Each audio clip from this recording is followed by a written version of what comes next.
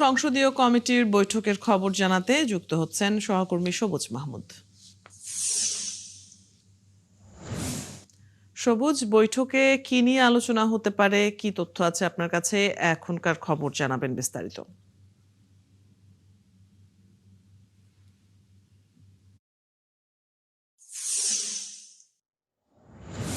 অদিতি, একটু আগের খবরে আপনি যেমনটা বলছিলেন যে আজকে জাতীয় সংসদে দুটি বৈঠক আছে। একটি সকাল 11টায় ইতিমধ্যে শুরু হয়ে গেছে এবং আরেকটি বিকেল 4টায়। প্রথম বৈঠকটি সংসদ কমিটি বা হাউস কমিটি বলা হয়, সেই কমিটির বৈঠক অনুষ্ঠিত হচ্ছে এবং সেই বৈঠকে যারা জাতীয় সংসদের সংসদ সদস্য আছেন, যারা এই সংসদ সদস্যরা কি ধরনের সুবিধা পাবেন, যারা ন্যাম ভবনে থাকতে চান তাদেরকে কোন কোন সদস্যদের ন্যাম ভবনে ভবন বরাদ্দ দেওয়া হবে, ফ্ল্যাট বরাদ্দ দেওয়া হবে, সেই বিষয়গুলোতে আলোচনা হবে বলে আমরা জানতে পেরেছি এবং এখন সেই বৈঠকটি চলছে।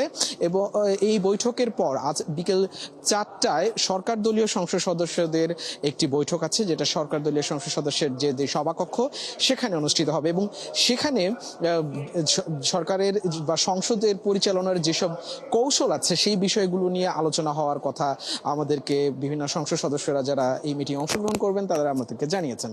এবং তারা বলেছেন যে সংসদের পরবর্তীতে নীতি নির্ধারণ, দিক নির্দেশনা এবং বিভিন্ন যে নীতি নির্ধারণগুলো আছে, আপনি জানেন যে এই যে ত্রয়োদশ জাতীয় সংসদ নির্বাচনের যে প্রথম অধিবেশন 12 মার্চ অনুষ্ঠিত হলো, সেই 12 মার্চই কিন্তু 5টি সংসদীয় কমিটি গঠিত হয়েছে। তার মধ্যে এই সংসদ কমিটি একটি, এবং এই কমিটির সাথে সাথে আরও কিন্তু বিশেষ কমিটি, বিশেষ অধিকার কমিটি গঠিত হয়েছে এবং 133টি যে অধ্যাদেশ জারি হয়েছিল অন্তর্বর্তী সরকারের আমলে, সেই অধ্যাদেশগুলো নিয়ে কি ধরনের সিদ্ধান্ত হবে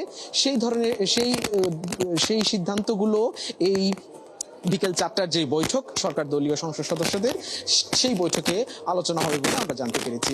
তো সকালের যে বৈঠকটি সেটি সংসদ সদস্যদের সুবিধা।